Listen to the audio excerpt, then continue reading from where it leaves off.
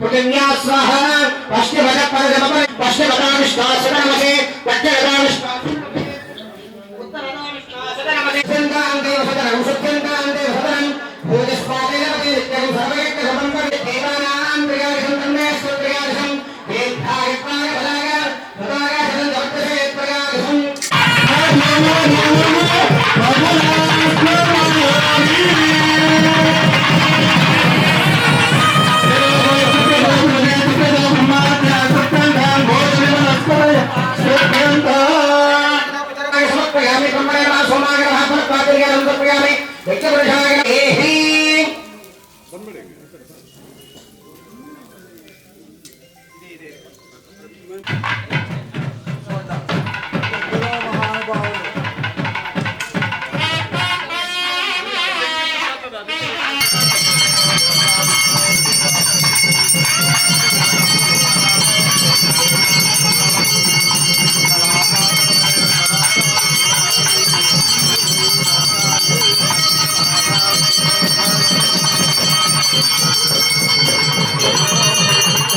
विष्णुयाम देवा भद्रं पश्ये माख्यवर्गनत्राः स्त्रीरङ्गये षष्ठभागं स्तरामिर्हि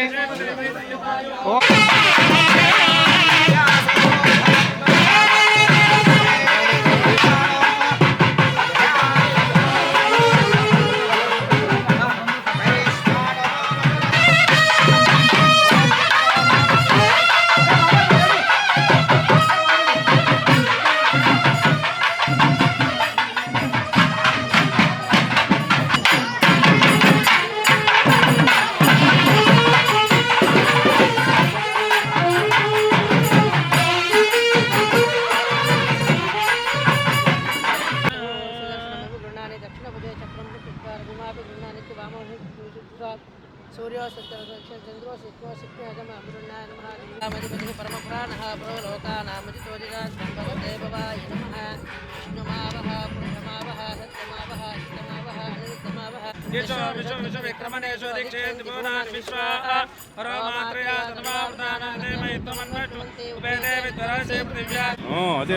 दूर्वसिदूर्वदूर्वन्तं दूर्वदयो ओस्मान् दूर्वसिदं दूर्वयं मयं दूर्वमस्त्वं देवाय स्वाउदानाय स्वासमानाय स्वा ब्रह्मणे स्वाहा ब्रह्मणि महात्मा मृतत्वान् गुरुणः जन्नो भवत्वर्यमां जन्नो इन्द्रो बृहस्पतिः जन्नो ब्रह्मणे नमस्ते वायो त्वमेव प्रत्यक्षं ब्रह्मासि त्वमेव प्रत्यक्षं ब्रह्मवसि तन्नो विष्णु प्रचोदयात्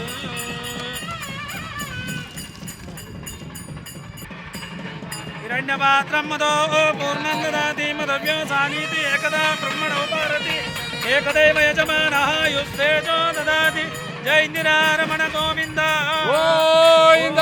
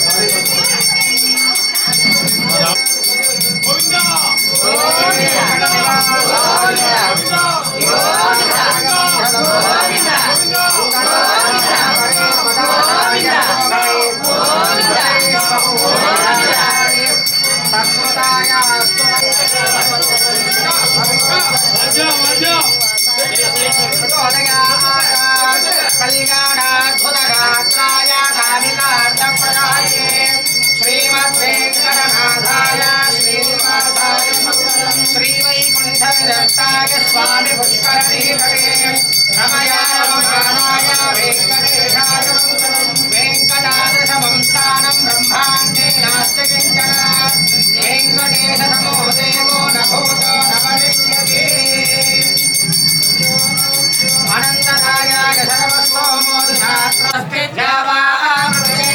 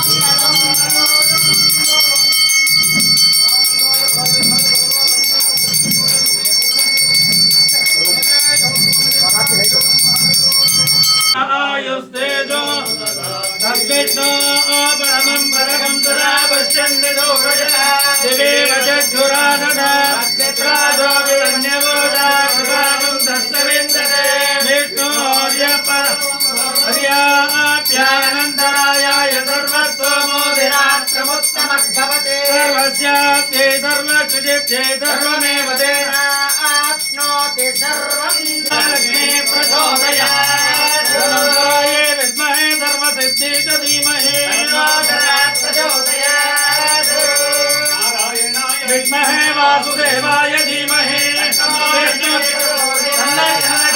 प्रचोदयात् श्रीवेङ्कटनिवासाय श्रीनिवासाय मङ्गलम् लक्ष्मीरमण गोविंदो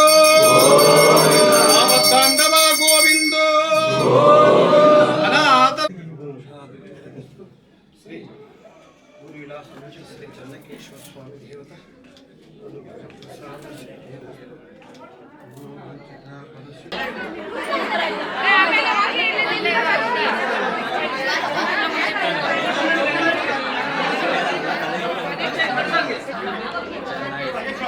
ಇಲ್ಲಿ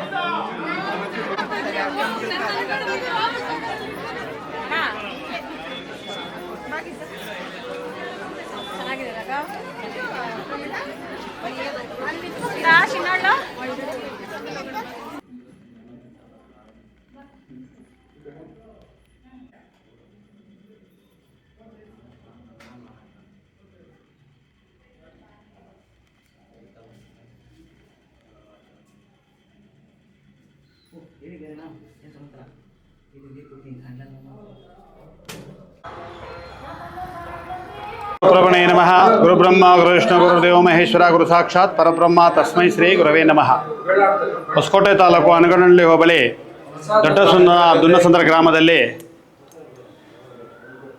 ಸುಮಾರು ವರ್ಷಗಳಿಂದ ನೆಲೆಸಿರ್ತಕ್ಕಂಥ ಶ್ರೀ ಭೂನೀಳಾ ಸಮೇತ ಶ್ರೀ ಚನ್ನಕೇಶವ ಸ್ವಾಮಿಯ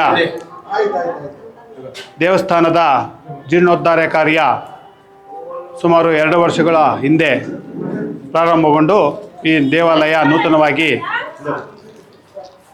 2 ವರ್ಷದಲ್ಲಿ ಪರಿಪೂರ್ಣವಾಗಿ ಸಿದ್ಧಗೊಂಡಿರ್ತದೆ.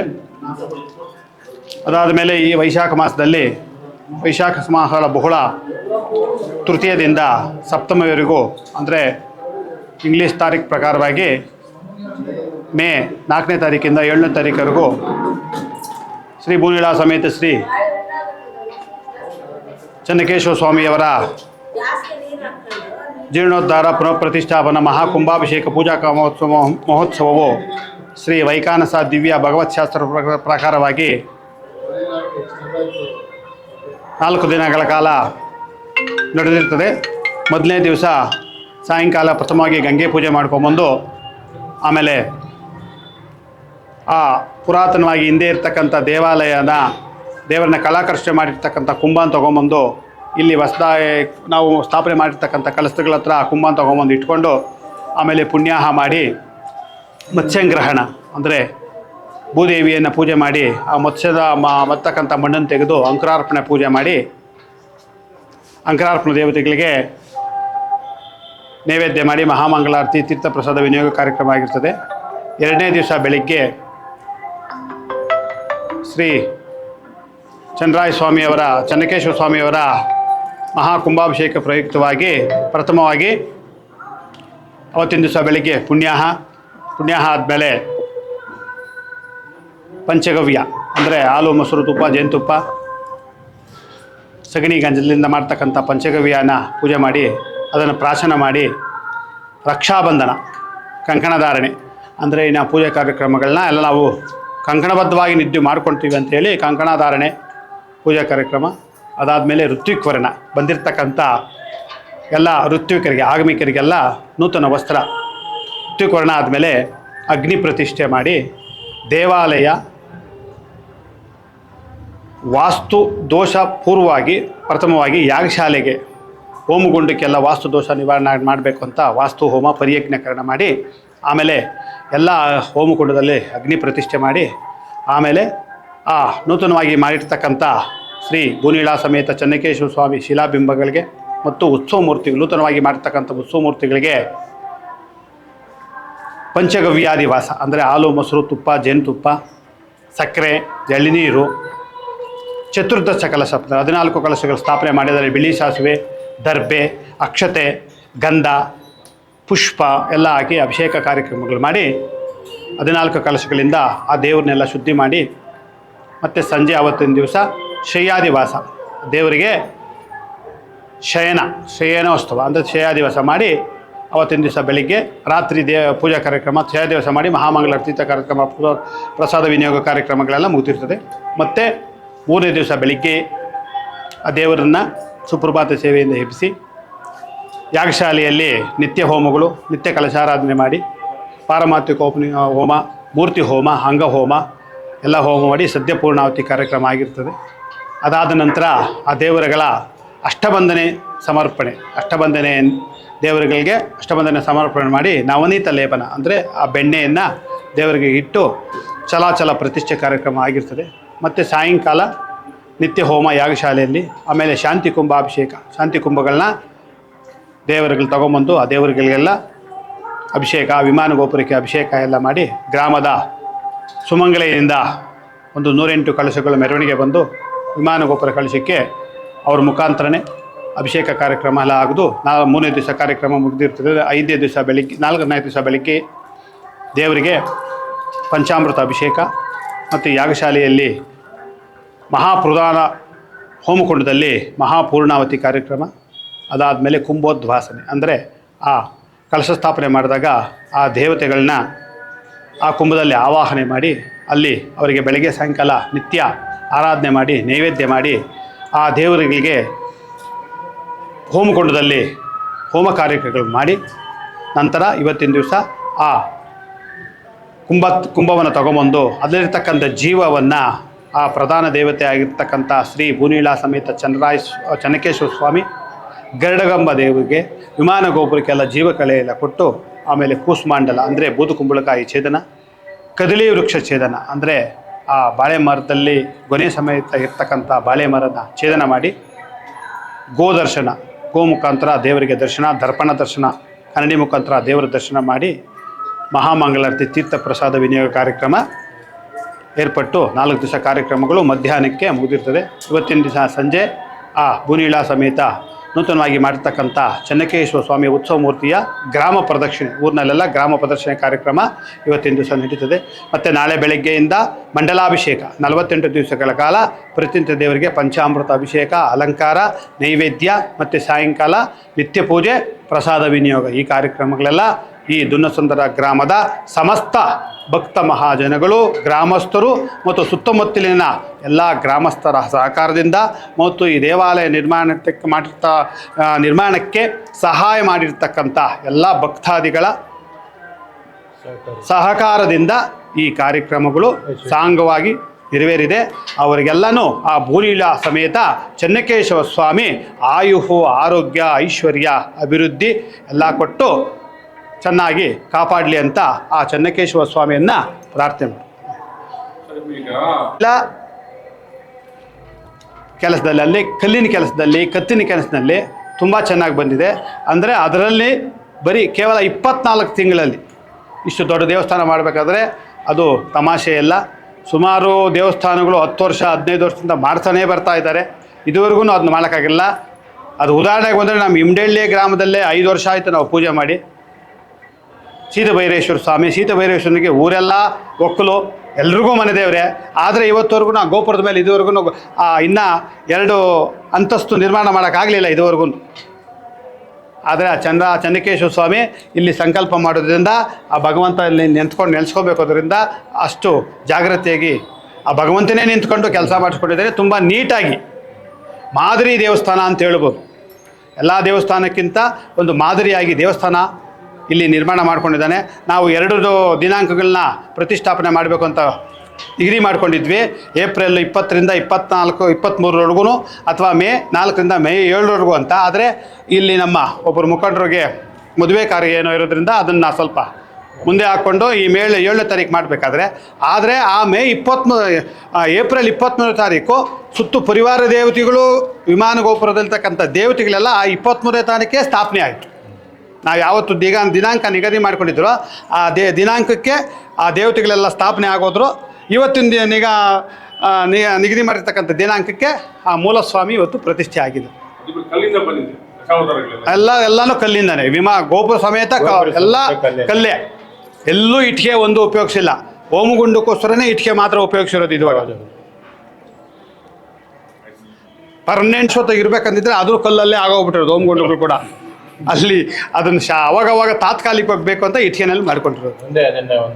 ಅದು ಮುಂದೆ ಅಲ್ಲೊಂದು ಅಭಿವೃದ್ಧಿ ಮಾಡಿ ಒಂದು ಬರ್ತಕ್ಕಂಥ ಭಕ್ತಾದಿಗಳಿಗೆ ಒಂದು ಶೌಚಾಲಯ ಮತ್ತು ಚಿಕ್ಕದಾಗಿ ಒಂದು ಹಾಲ್ ಥರ ಮಾಡಿ ಕಲ್ಯಾಣ ಮಂಟಪದ ಥರ ಚಿಕ್ಕದಾಗಿ ಒಂದು ನಾಮಕರಣ, ನಿಶ್ಚಿತಾರ್ಥ ಇಂಥ ಕಾರ್ಯಕ್ರಮಗಳು ಮಾಡೋದಕ್ಕೆಲ್ಲ ಸಂಕಲ್ಪ ಮಾಡಿ ಊರಿನ ಸಹಕಾರದಿಂದ. ಊರಿನ ಸಹಕಾರ ಇಲ್ಲದೇ ಇದ್ದರೆ ನಾವು ಪೂಜಾ ಕಾರ್ಯ ಮಾಡೋಕ್ಕಾಗೋದೇ ಇಲ್ಲ. ಎಲ್ಲೇ ಆದ್ರೂ ಗ್ರಾಮಸ್ಥರು ಭಕ್ತಾದಿಗಳ ಸಹಕಾರ ಇಲ್ಲದಿದ್ದರೆ ನಾವು ಯಾವುದೇ ಕೆಲಸನೂ ಮಾಡೋಕ್ಕಾಗೋದೇ ಇಲ್ಲ.